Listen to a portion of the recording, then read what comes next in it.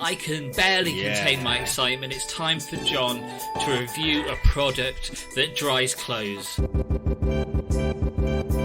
Hello everybody and welcome to another episode of the universe's best ever parenting podcast. Welcome to Overly Honest Dads. I know what you're thinking, how do I know this is the best podcast in the universe? Well, I listen to all of them and we are the best. And before anyone asks, yes, I have thought about parallel universes. I've mastered the laws of physics, travelled to every single possible variation of our universe, and guess what? Guess what, guys? We're still the best. Oh, right. Oh. Wow. I was going to say something else, but yeah, all right. I thought you found another one. So my name's Matt. I'm here to shepherd along this show, and the voices you just heard belong to my two podcast pals, Magnus. Hi, guys. And John. Hello. We doing well? Very good, baby. Wonderful. Well, let me tell all the listeners out there what's in store today. We're going to start, as ever, with dad news, and then we have our first product review for quite a while. And John, why don't you tell us what we're going to review today? We're going to review a wonderful product called the Dry Soon Deluxe 3-tier heated airer. It's revolutionary in the world of kids, believe me. Wow, that sounds fucking boring. Great. Well, yeah, it sounds boring. And also, I've looked into this and I'm not 100% convinced. And so John's going to give a review, but I'm going to have a rebuttal to that review. Oh, this is going to be fun. Then we go into World of Parenting. John is going to give us a story that isn't a jester sort of story this time. There is a slightly serious undertone to it, but it's interesting. It's shocking. We're going to tell you all about it. And then Magnus, who is our boffin, has a science story for us. Yay. And after that, we have Am I Being Unreasonable? So, time for dad news. Magnus is going first. Magnus, take it away. Wonderful. So, last week I'd said that Quinn had run into a door. Well, Quinn's head is healing up nicely after forming a union with the corner of that damn door. Unsure if it'll scar, but no matter. Scars are character building, and she doesn't really seem to give a toss anyway, so yeah, that's good. Now, as is a frequent mention for me in the podcast recently, is her language skills. And what has now become very apparent is her comprehension of both English and Czech. Excellent. It's pretty good. She's responding in mainly English, for sure, but also in Czech. There also appears to be little in the way of confusing the two. It's bloody astonishing to witness this. She's also saying daddy and mummy now, as opposed to dada and mama, which she had an overbearing preference for. It's very much a childlike daddy, mummy. And for us as parents, it's starting to signal the end of her infancy and her becoming an actual child. Is your heart breaking little by little? A little bit. It's, she's been it's been really really cute as of late, but yeah, it's just her becoming a child now, like a proper solid child. It's the time goes so quickly, as the cliche goes, but Jesus Christ, does it? Really does. Yep. It's mental, man. Mental. It's heartbreaking when you see them grow up that quickly. It really is. Absolutely. Because all of a sudden, they don't need you as much as well. That need goes out the door, which is crazy. So, c'est la vie, part of life, eh? Absolutely. But yeah, that's my dad news. There you go. Brief and to the point. John. Indeed. What have you got to say? So, my boys are becoming hipsters, which kind of hurts me. Oh no! Oh man! Well, there's nothing wrong with being a hipster. Well, let me go into this. Yeah, let me go into this before you judge, because one of them started, the little one, Liam, started doing this. What's this sign? What is this sign? Just for our listeners, what you're doing is you're curling in. I'm extending the middle three thumb, fingers. Yeah, okay. It's like a telephone. Yeah, it's like, and then the oldest is starting to go, yeah, bruh. He turned around and said, yeah, bruh. And I looked at him, I was like, if I'm the bra, you're the tit. Like, what's wrong with him? Like, no, I didn't say that to him. But my God, man, like, come on. And I was like, where did you hear that from? I like that, John. Well done. That's really good. I'm stealing that. Yeah, you can. No, but hey, bruh. And it's just like, he's going to start selling me craft beers soon enough. Do you know what I mean? It's just like, what's going on? What's happening to them? And this is, I've realised they're picking it up off YouTube. And I'm like, yeah. I'm toning that down because as much as he loves Minecraft, the oldest, I'm taking that away because I don't want him to turn into these little like, hello, I'm Chad. I'm going to show you how to make a pencil today. If I subscribe to my channel, and I don't want him to become that guy because I would literally just make another kid and walk away from him. John, I'm joking. You do realise you're a podcaster, which is one of the most hipsterish, dickish things you can be. And I say this as someone who hosts a podcast. Yeah, it's a stereotype now. So it's a stereotype for white middle class hipsters to have a podcast. And guess what? We all have. Well, I'm not white or middle class. I'm Italian. John, we're quite clearly all three of us are white and middle class. Yeah, exactly. That's exactly what Matt said, right? I mean. Oh boy! So Matt, tell us your news, which will be more sensible than mine and less, hateful on the hipsters. You guys came in about 2 minutes each on those dad news, so yeah, we did, baby. You're giving me a lot of time to fill here. What can I tell you that's going to fill up so much time? At the start of the week, Alex was taking Emily to nursery and fell over. Which, people falling over is always funny. Don't do that. Thank you, Matt. Thank you for allowing that. No, I mean, it was sad because she hurt her ankle and she was carrying Amelie, who was thankfully unhurt at the time. Okay, not funny anymore. But, no, because two things are always funny. Farting and falling over. Agreed. So with a baby in your hands, I don't know if I'd laugh. Well, I think I'd wait to see if the baby was hurt or not. If the baby wasn't hurt, I would laugh. If the baby was hurt, I'd suppress the laughter until later. Oh my God. Amazing. And so she tried to phone me, but for a while ago, Alex told me to always put my phone on silent when I go to bed at night because she doesn't like it if it vibrates in the night for someone messaging me or what have you. And so Alex was trying to phone me, and that backfired. And she called me 5 times, and I was none the wiser, and so she had to hobble to nursery with Emily and then hobble back. Wow. Oh boy. And so for the next 3 days, I had 3 roles. I was nurse, I was single father, and an employee for my job. So that was an interesting few days, but it was fine. I mean, it's busy, but if you're part of a partnership, a marriage, or you got a partner, then there are times when the other one's incapacitated, and you have to pick up the slack. Indeed. So that's what I did. It was fine. It was tiring, but it is what it is. Otherwise, a fairly normal week. Other than that, lockdown's obviously ended now for us here in the UK. So although here in London we're still under tier 2 restrictions, so tomorrow we're going out to a shop that's not very nice. A supermarket, and we're going to buy some stuff for Amelie. Sunday is St. Nicholas Day, which is a German thing where you wake up and there are little presents in your shoes. So we're doing that on Sunday as well, which is nice. Oh, cool. Yeah. So it's a proper German tradition and one that we do every year now. I'll get a little present. Emily's very excited because now she understands what presents are. So she's fully expecting presents in her shoes on. Excellent. Yeah, on Sunday morning. So that will be good. But other than that, fairly normal week. Lots of work, childcare and this, that, and the other. Oh, and here's one thing. Emily isn't sharing very well at nursery.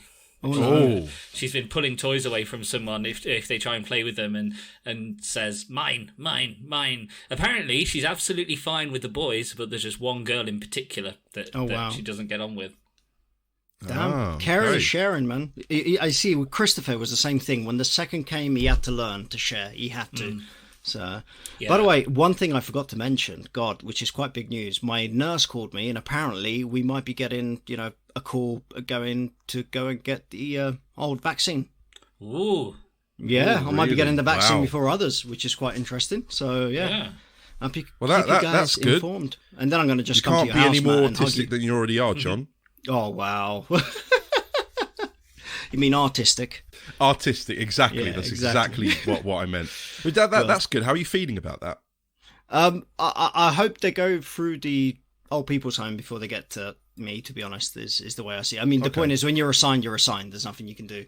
But I just hope to get around the old people's home before, because at the moment we're being very careful, so I don't think I'll catch it. So in a way, I just wish they're going to be sensible in the way they do it, to be honest. Sure. Good. Well, best of luck with that, John. Yeah, I'll keep you guys posted next week or the week after. Nice. We'll see. Okay. Cool. Well, that'll bring us to the end of this Dad News. We are going to take a break, and when we return, John's going to try and tell you that his Era is a good product. We'll see how that works out for him.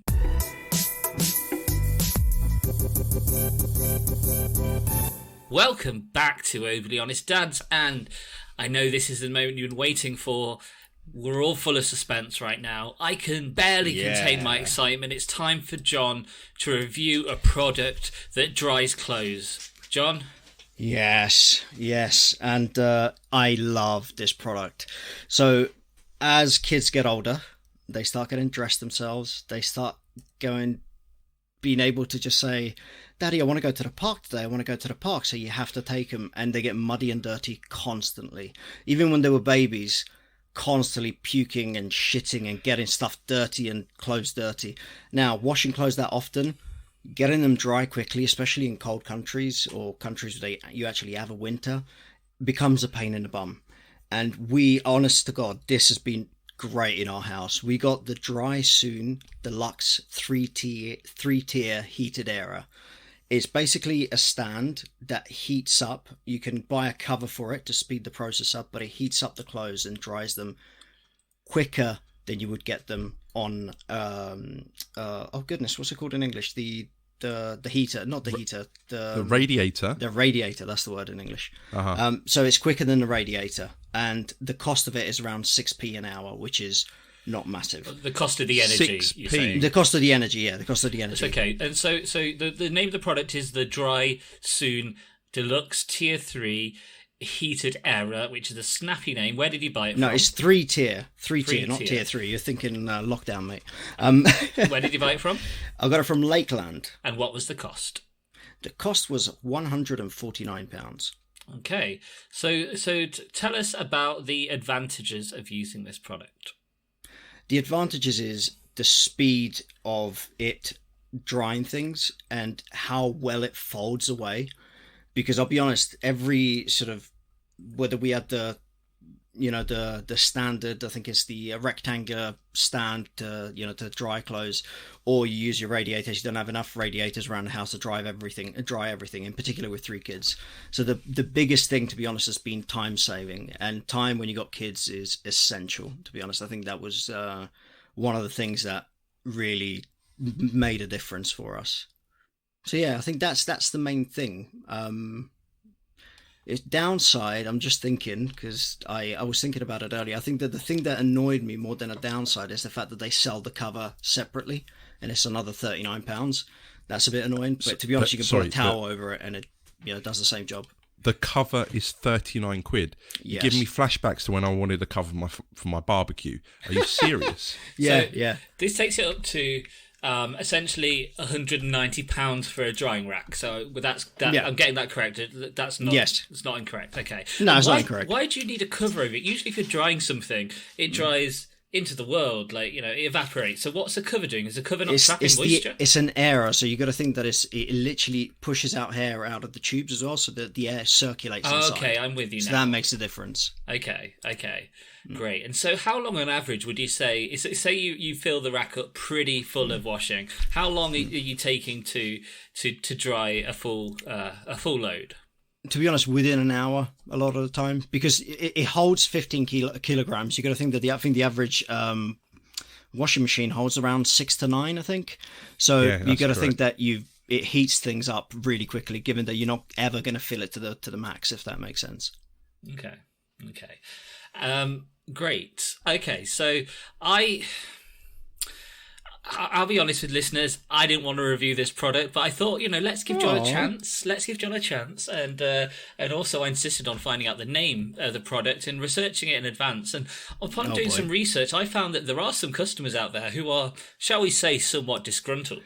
So I'm going to give some examples of this feedback. So this is a review from Mrs. Maria Dunn from 15th of November 2018.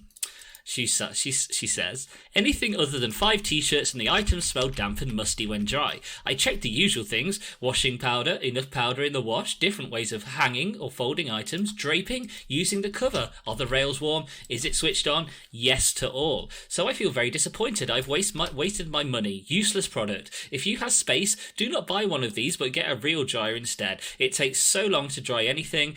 I'm talking at least 24 hours, and it will result in a horrible damp wet dog smell on what was lovely clean clothing. What have you got to say in response to that, John?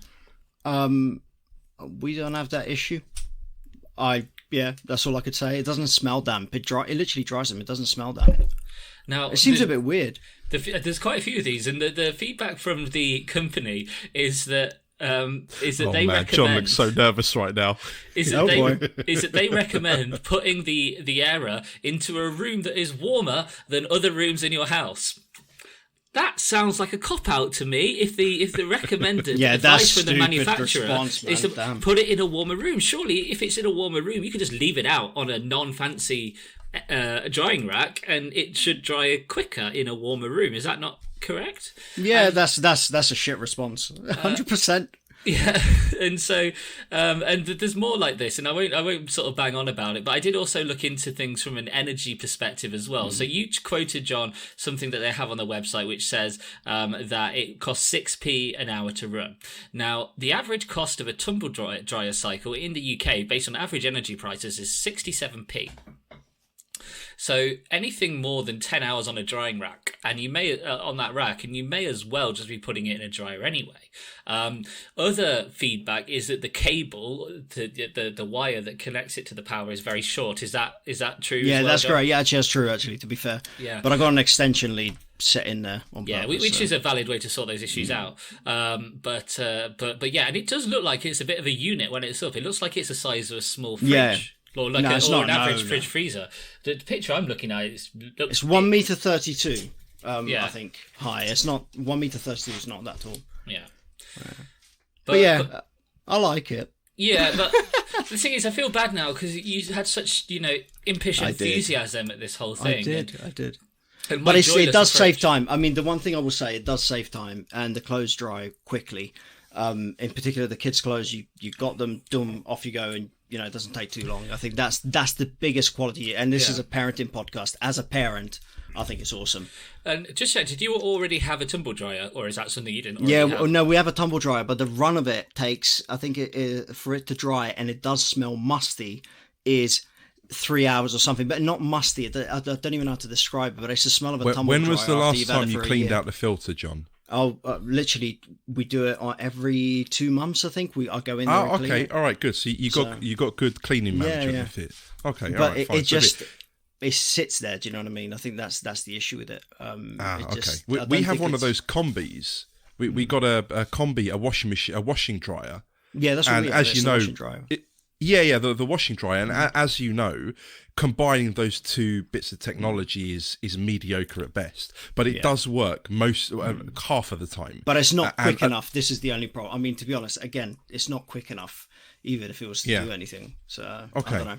I have issues with my tumble dryer. I really do.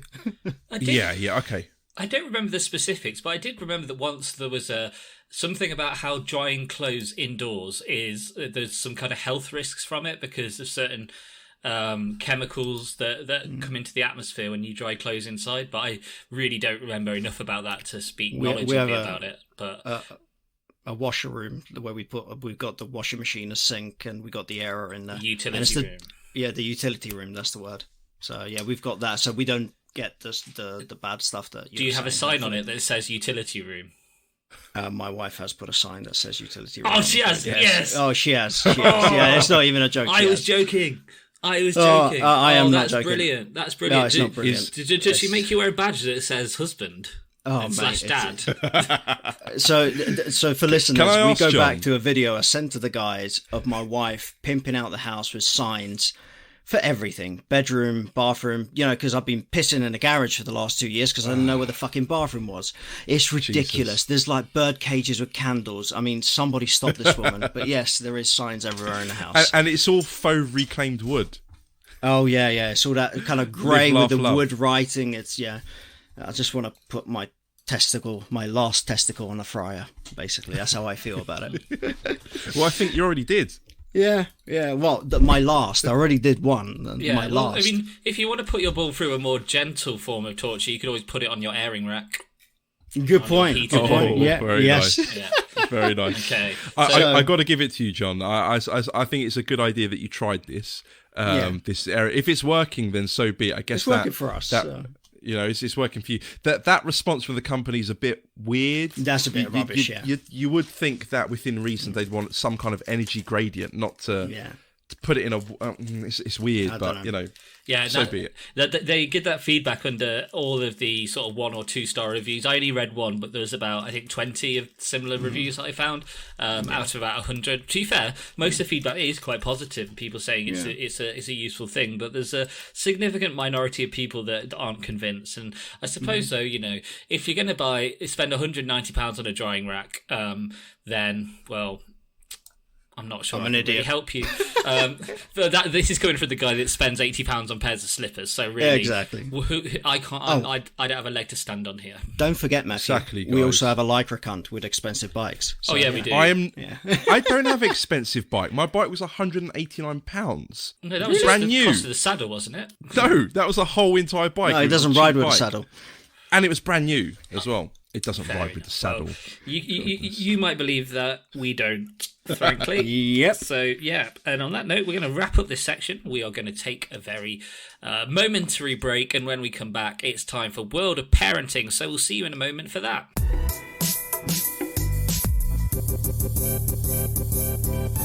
Welcome back to this 31st episode of Overly Honest Dads, and it's time for the World of Parenting. This is where we give you a couple of stories from out there in the world, nothing related to our lives, just interesting stories that we found that relate to parenting. Magnus is going to give us a sciencey story, and then John has more of a, well, this week more of a sort of maybe general interest story. So and he will tell us all about it in a bit. I don't want to spoil it because it's a bit of a shocker. And Magnus has a bit of an interesting one as well. So Magnus, why don't you give us your science story?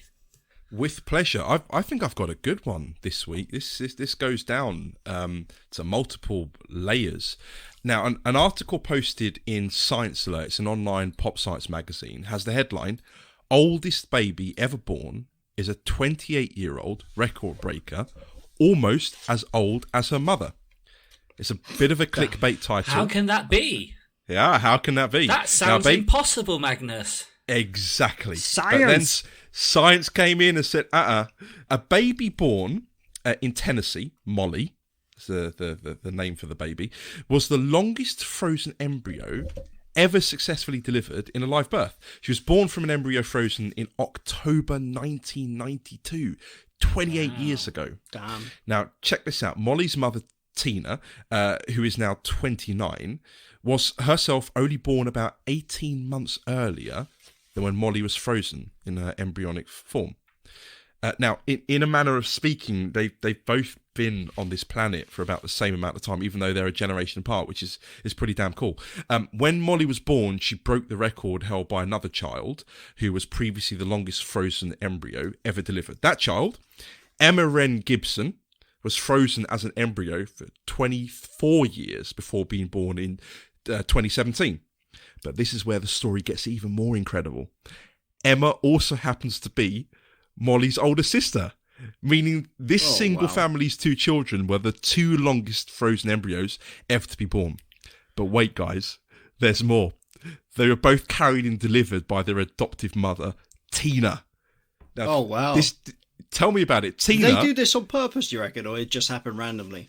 That actually did pop up in the article as if they were vying for the Guinness World Record title. Yeah. But of course, you know, it came from the same kind of batch. But we got to give it to Tina. Tina has a great womble environment for cryogenic embryos. That's not a word. It's not a word. It is today. No.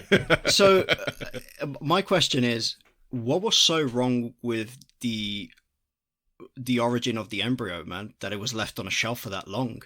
Was there like a serial killer like person that created that embryo? I mean, why has it been left on a shelf for that long? I mean, it's trying to break the world record, or, you know, embryo of a psychopath, we better avoid it. Because that's where my head went when you were saying it. Your logic is very interesting. That's all I could say. I don't know how you came to that idea, but sometimes, you know, they're there. They're there for that long. Time. It's mental that you think with everybody who wants kids, that embryo would sit for that long in a fridge. Effectively. It's mental. Well, cryogenic preservation is pretty good these days. Yeah, you can especially if it's fairly simple things like a single cell, like an embryo or an egg or something like that. Gets a little bit more tricky when it becomes a multicellular organism like a person. Yeah. But you can have things frozen for a very, very long time and still be viable beyond, Good old and it's even better cryopreservation. these days because we use lots of different chemicals for it. Mm-hmm. See, I don't know how this works, because when I put some chicken breasts into the freezer, a few months later they're inedible. Yeah. So what am I doing wrong? It's the temperature levels. Well, no, it's not. You're not. You're using water and not a cryogenic preservative. Yeah. And that's why, because water expands, and if you have water that, as you know, ice expands, you're effectively destroying the cells. You're breaking the DNA. It's not actually the same thing anymore. So do they sell this stuff on Amazon? Because I really want to get value out of my frozen chicken breasts. No, it's not. The cryopreservation. The cryopreservation chambers are mental. They go below 400. Some of them, they're impressive. I've seen them in labs. It's pretty cool. This is a pipe dream for me, then, isn't it? Really? Yep. Yeah, it is. Okay. It is. All right, but we got to say, just in conclusion, this is so far beyond what nature intended that they all need Jesus. But also, I wish them all the best, and I'm damn pleased that science made this possible. Yeah, and they've got a future of being answers to pub quiz questions, which is, the worst ways to live your life. Wow. So it's the point to these things, right? Indeed. So, John, you've got an interesting story that I found for you, so why didn't you tell everyone about it? So I came up with a story which was about a father that... Oh, you did come up with a different story. Yeah, I came up with a different story that was about a father that managed to save money, and I thought that was funny in a way, not really. And then Matt came out with a shocker today, because we're not going down the funny route. This is just a shocking story. And it basically, the title of it is Friend Asks Grieving Mum for Refund or Baby Shower Gift Back After Her Son Was Stillborn. Yeah, fuck that. I hate this story already. I hate this Repeat story. that for anyone that didn't catch it. So, friend asks grieving mum for refund or baby shower gift back after her son was stillborn. Have you ever heard of anything so heartless? It's unbelievable. It's unbelievable. And to be honest, I thought maybe there's a twist in there, there's something in there, but it's just as bad as it sounds. I mean, there is no, I thought maybe it turns out that it was a text meant for someone else or something like that. I don't know. And as I read the story, it was just terrible. Basically, I think that one of the text messages is on here, and it is, "Hey, hun, just wondering if you use the bits and bobs I got for the baby." The friend wrote in a follow-up text, "If not, can you give them to Laura's little one? Hope you're okay and resting up." That was just... What the hell? Fuck me. What the hell? Okay, I can understand the desire for actual utility, but that is so tactless. Yeah. And I think it's horrible. It's horrible. And it says a week later, messages asking if the baby used or touched the things she bought, because if not, she wanted them back. I mean, this is just it's absolutely insane. I plead anyone out there that doesn't have kids or doesn't have tact to just think before you ask for things. I mean, this is just inhuman. It's unbelievable. But yeah, that's the shocking story of the week. I mean, this is unreal. Yeah, I mean, see, I'm someone who, I put my foot in it more often than most people. I'd like to. I think I've definitely got this sort of awkward side to me where sometimes I misread certain situations. But I mean, the death of a child is I think anyone can understand how traumatic that is. How can you lack empathy? That is psychopathic levels of I agree. Lack of empathy. It's just it is shocking. Is there any more? Any to more the detail? article, do they say who they are so I can find them? No, you wish. No, to be honest, the text messages are the biggest hit. To be honest, I think the article talks about stillborn. The baby in particular. This baby was 29 weeks old. It's a stillborn is a horrible story to read. But the text messages are the things I pulled out because I can't believe somebody will be able to actually get that crap out of the system to go and hurt someone else without thinking. I mean, this is just hurtful. It's unbelievable. So that's the shit story of the week, guys. That's there you go. Well, thankfully, even though that was a downer, we are going to be back in a moment with Am I Being Unreasonable, which is always a source of laughs and joy. So we're going to take our final break of the day, and when we come back, it's Am I Being Unreasonable?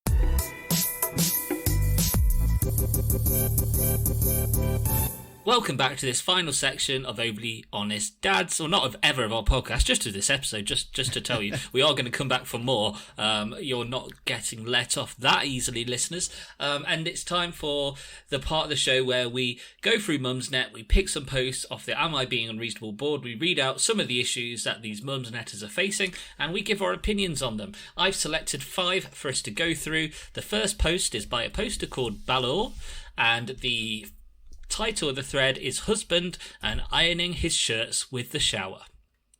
What? The post reads as follows. Instead of getting out the ironing board and iron, which lives in our bedroom, he hangs his shirts up in the shower and leaves the shower running for 10 minutes while he makes coffee. Then he turns it off and has his coffee. Shower back on to actually have his shower. This annoys the shit out of me. It seems lazy and completely energy inefficient. He has also flooded the bathroom several times when the plug has not been draining well. And no, it does not make for a crisply ironed shirt, but he does not give a shit about that either. Am I being unreasonable? No, I don't think she is. I don't think she is. The shower thing is that is actually a thing. Yeah, it does. Yeah, but the waste of water, man. Come on. I mean, that winds me up in itself. Yeah, I guess. Yeah, he should just fucking iron his shirt. Yeah, that's just like. Plus, I love ironing. Why actually. doesn't he iron his shirt? Why doesn't she just draw a line and say, "Iron your fucking shirt"? Or buy the shirts so you don't have to iron. Which is the other option. They exist. Yeah, non-iron shirts. They're pretty good. You pull them out of the wash, you put them on a hanger, hang them up, and they just like. Yeah, they're good stuff. That's annoying. But I think there's underlying issues there because she's quite pissed off at him. It seems like it's not just that. Do you know what? With all else. of these posts on Mumsnet, there is underlying issues. Yeah. All of them. I guarantee. Okay. The next one is by a poster called Frezia123, and it's titled, Am I Being Unreasonable to turn down a 3 times salary job? I'm really, really torn. Earlier in the year, I got offered a job that pays 60k. I couldn't take it as it required relocation. They just got back to me to say they're happy to offer the same role, different location, but within commuting distance, a 1-hour drive. My current job pays 21,000. I love what I'm building with it, but I seriously doubt it will ever go beyond 30k. So it's between loving my company/job and the money. I'm absolutely torn. Yeah, okay, that's a good one. Yeah. Interesting. Your job isn't your self-worth. However, money is something that you need, and it does build for future insurance. Me being me, if it was me, because I like a bit of money, I would have gone for the 60k job and sucked it up somewhat, because then again you can take your previous salary and say, look, this is what I was earning. Here's the pay stubs, and then justify. Ensuring you get an equivalent amount later on or even more. But then again, she's without that kind of narrow-minded view. She loves what she does. It doesn't sound like it's affecting her in any negative way, because she hasn't made a point of that. She's not even hinted towards it. Yeah, I would say stay where you are. Yeah. I don't know if I should say if I should wants say that. But... It depends what makes you happy, right? It's motivators with everybody. It's what motivates you. I'm like Mag. I like money. I would go for the other job. And at the end of the day, I don't build my life around my work. I've got my friends. I've got my kids. I think it's a different thing. And I think it's a personal thing of what you want to do, to be honest. I think it's what you like in life. And if you want to build your life around people you know in the office, then you do that. I think it's an age thing as well. I don't know how old this person is. God knows. I think you also, if you have a bit more money, you've got more options in your life, more freedom to make choices, and also more opportunities will open up when you change jobs. If you stay in one place for a long time, all of us stayed at one particular company for a fairly long time, especially me and John. And I think when you get out of a certain environment like that, then you see that there is more to life than the narrow view that you had for that length of time, and that it's illuminating. And I don't think it makes much sense to stay in jobs for more than I think maybe 5 or 6 years is the longest I would consider nowadays. You know, I think going on for much longer than that is you're limiting yourself and your potential. Yeah, definitely. Unless you learn a business or something. Yeah, you learn more if you take risks. Not take risks if you go in new environments where you have to put yourself to the test. You're going to learn more about yourself. You're going to learn more in general. So I'd take the money in the new job. There you go. Yeah, I think you both make great points, and this could be a case out of naivety. Who knows? Yeah. We don't know her age, how they've been around the block or whatever. But in general, I wish I had more of her mindset. And if it's a recruitment job, don't take it. Because that then would be mention of commission, and there wasn't. So the next post is by a poster called Bebo14, and the title is "Bought Dear Husband Something for Christmas, and he has just said he doesn't like them." It reads as follows: "Dear husband is somebody who is prone to feeling the cold, and always comments that he is chilly. He often wears my leggings under his trousers as long johns, and wears double layers because he feels the cold that much. I bought him a lovely thick Ben Sherman dressing gown as one of his Christmas presents, thinking it would go down well. This evening he was complaining about being cold again. I tested the waters and said, 'Have you ever thought of getting a dressing gown? Me and the kids love ours.' He said, 'Nah, I don't like them. I can't get on with them.' What do I do about that now? Would he give it to him anyway, because I'm fairly sure he'd end up liking it if he gave it a chance, or would you return it?" That's funny. No, Rather so wear I've got women's leggings instead of like wearing a gown. That just sounds weird. I've got a question for Magnus on this. So you know how you famously bought Romana a memory stick. Oh yeah. Yeah, So what would you have done if just before you gave that to her, Romana said, "Magnus, I don't like memory sticks"? Oh, Magnus. I don't know. I probably would have respected it and just And got her a USB cable. Well, actually, no, she went on to love it and use it for a long time. So I thought that was maybe. But she didn't. No, she never loved it. Oh right. Okay. I think it was a utility. I see. But I think she appreciated that I had given her that utility. Okay. So what do you think about the dressing gown? Should she give it to him or not? I like mine. I think that's a great present. But I would be more concerned about his circulation. Men are typically hotter than women. That's a fact. That's a scientific fact. If he's colder, then that's slightly concerning.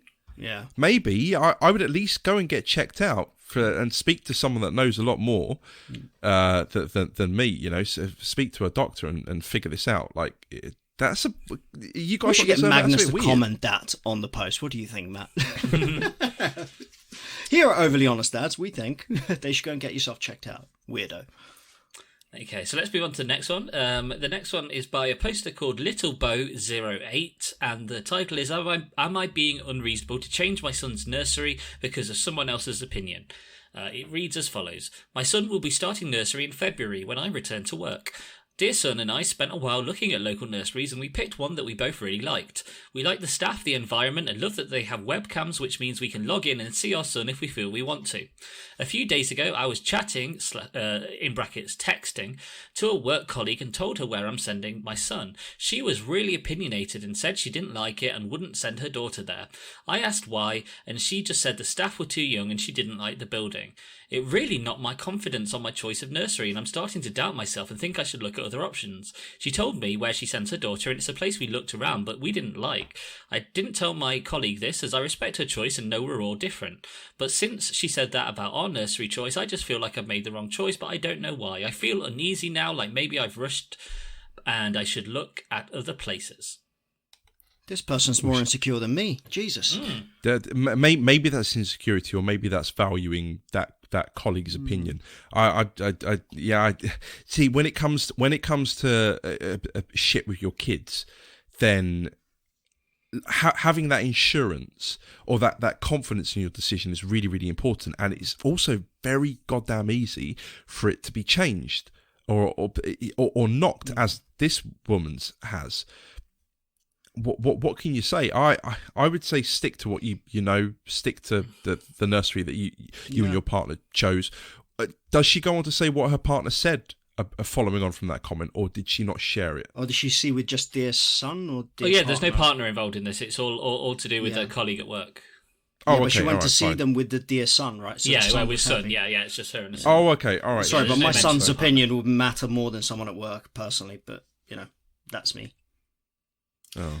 Okay, well, I think you kind of need to also just have the courage of your convictions. If you think something, you should, having enough confidence in your own perception and like gut feeling as well. We talked about that on the philosophies episode. Like if you get a gut feeling about it, then not to say that you should completely ignore some negative feedback you've heard, but and we used a nursery that had fairly young members of staff, and they were great.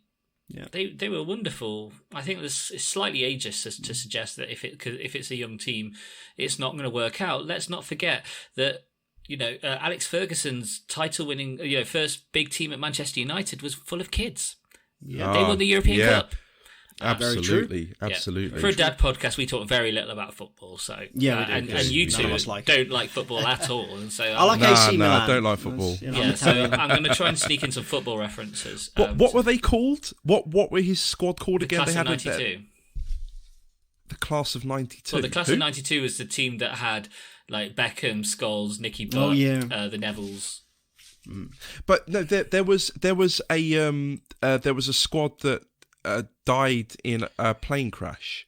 There's a Turin in 1970 something. They crashed. No, that was the Munich air disaster. Busby's Babes, maybe. That's the one. Busby's Babes. Oh right. Yeah. Sorry, I'm thinking about something else. The but Italian Busby's Babes crashes and yeah. God, anyway, how depressing. Let's move on to our last post of the day, and it's an unpronounceable username, CLPSMum, Klupsmum. And the title is, Am I Being Unreasonable to Not Let X See Dogs? So let's go into the detail of this.